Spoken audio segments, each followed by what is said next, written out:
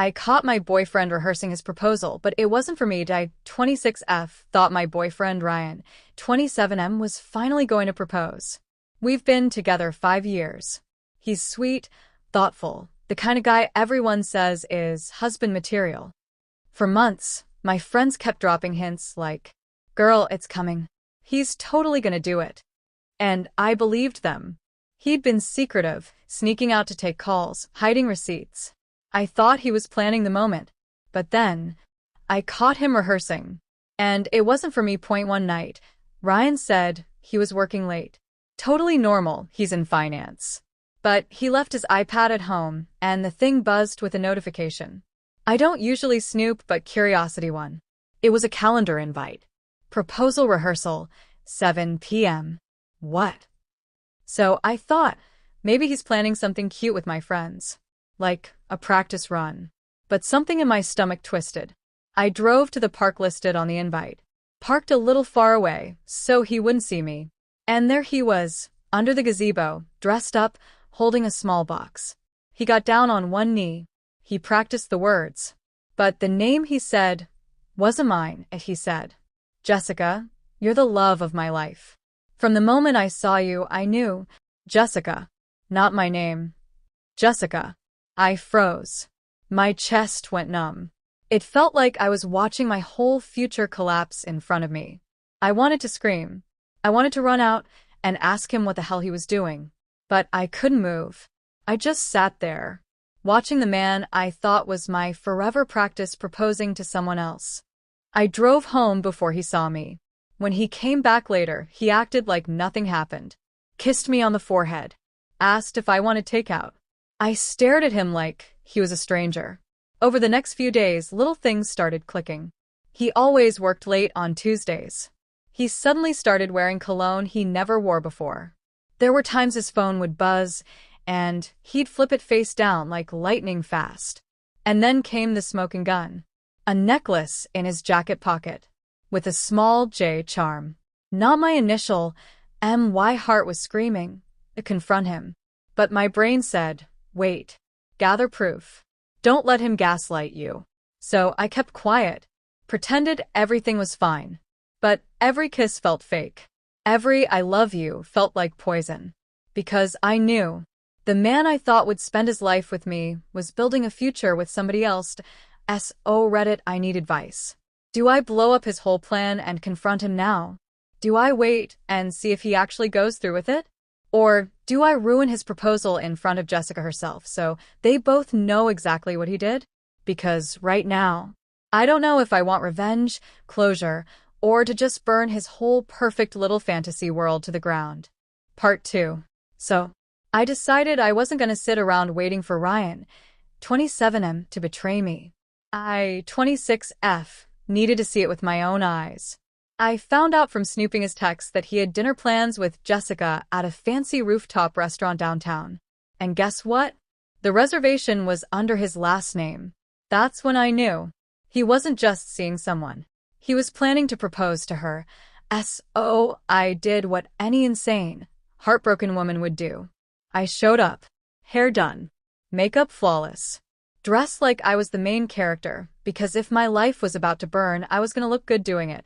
I sat at the bar, where I could see the table. And then they walked in. Ryan, in his best suit. Jessica, beautiful, laughing, hand in his. My stomach dropped. And then I saw the little velvet box bulging in his pocket.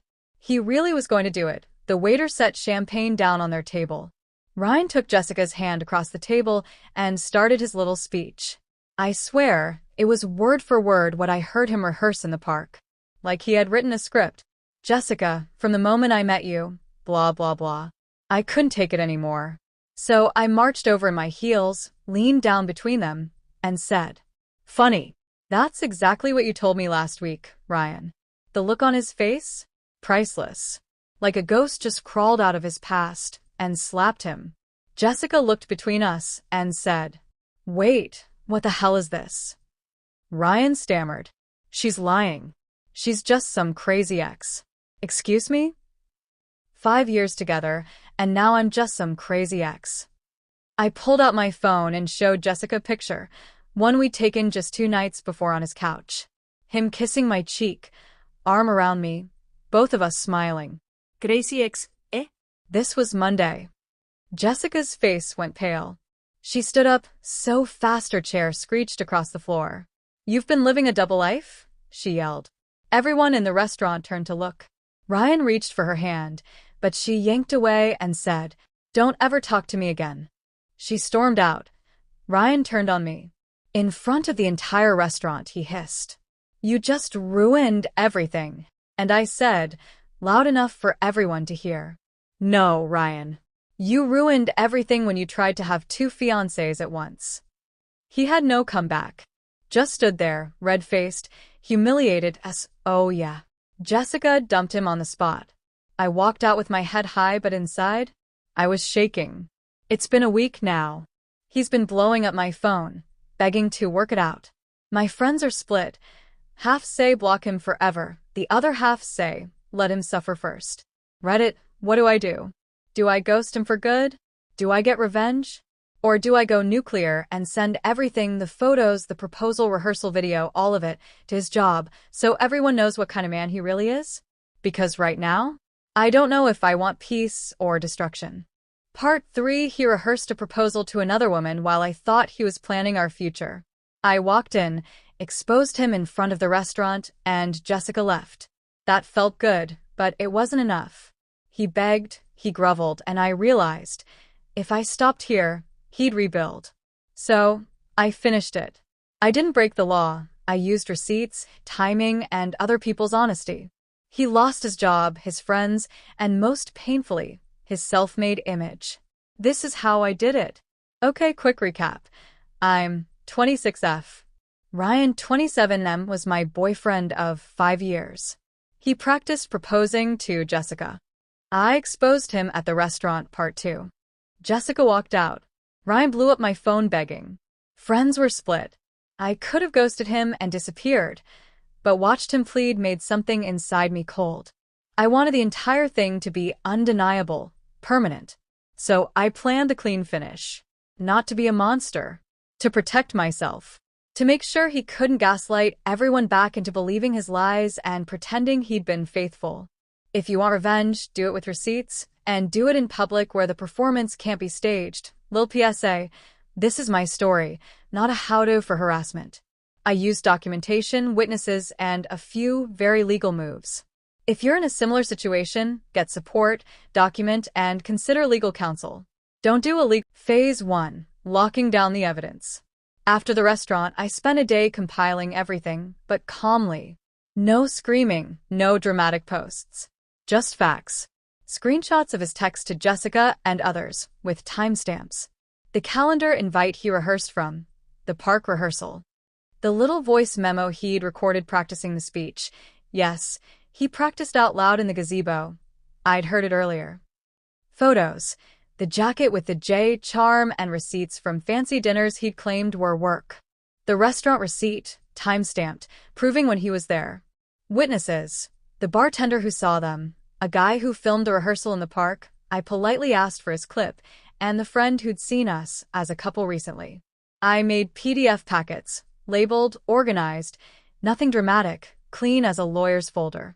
I wasn't trying to ruin a person for sport. I was trying to show a pattern and prevent a lie. Phase 2. Strategic release, not social media blast chaos. Then I did something people don't expect. I went quiet publicly and used targeted channels. HR and work. I knew Ryan was sensitive about reputation at his firm. I emailed HR, calmly, professionally, attaching evidence that he had been deceptive about his availability, had lied about work trips, and had engaged in conduct that could impact team trust. I didn't frame it as a romance vendetta. I framed it as a credibility problem for the team, which it was. I didn't ask them to fire him. I asked them to investigate the discrepancies in his calendar and expense claims. HR opened a file. Mutual friends and family. I sent discreet messages to a few mutual friends and 2 family members, careful with wording, just facts and receipts. I told them I'd been honest and would share more if they wanted the truth. People are more likely to listen when you don't scream for attention. You make them curious with evidence. The workplace nudge. HR called him in for discrepancies, harmless on the surface but awkward for him. His work trips and late nights, dinners with Jessica, were now questions on official records. That's when the first real crack appeared. He lied to HR about dates, and they had receipts that didn't match his story. This is the part where being calm burns hotter than rage.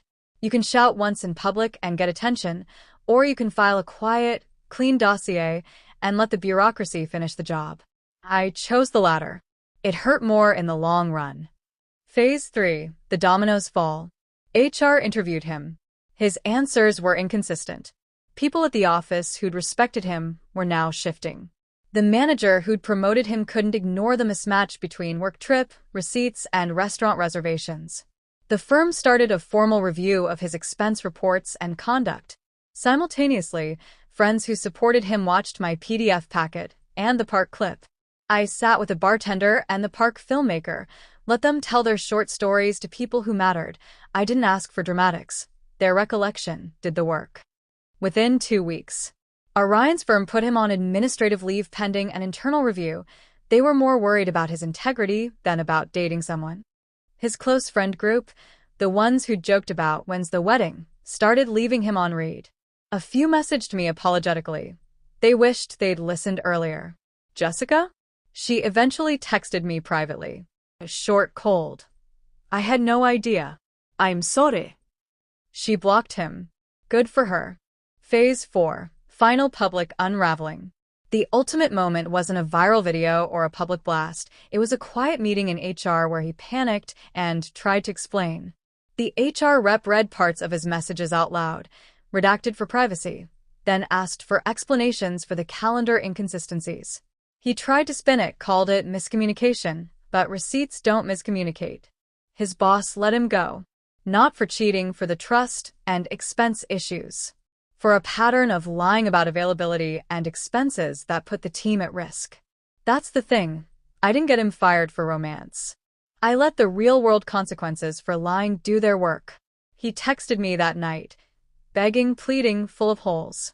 I didn't reply. The aftermath, what it cost him. Job lost, or at least on shaky ground. Resume stain. A reputation. Friends awkward. Family distant. People who'd once envied him now whispered. A romance. Jessica gone. Other women who were maybe dating cautiously disappeared. Pride. That man who practiced speeches and polished his image? Shattered. And me? I got my piece. I didn't dance on his failure. I didn't post a victory reel. I slept. For the first time in months, my chest unclenched. If you're thinking this is cold, maybe. But remember, he had years of practice pretending. I used lawful, boring, and painfully effective steps to make sure his acting stopped being the only story people saw. Final thoughts. Revenge versus rebuilding. People will ask, was it necessary? Was it cruel? I don't have easy answers. I do know this. Revenge felt like reclaiming a narrative stolen from me. Doing it calmly saved me from looking like a lunatic. There's dignity in being quiet and precise.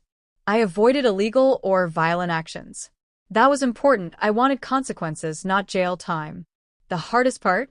Watching someone I loved fall apart. The easiest? Sleeping through a night without flinching. Now I'm rebuilding. Therapy is helping. I'm dating again when I'm ready. I'm not proud of every dark thought I had, but I'm proud I took my power back without becoming reckless. It's been 4 months. Ryan's moved back in with his parents while job things wiggle. Jessica is with someone new. My friends who were skeptical? They apologized and helped me pick dishes for my new apartment. I still catch myself checking my phone before bed, but that's fading. I feel lighter. Controlled. Alive.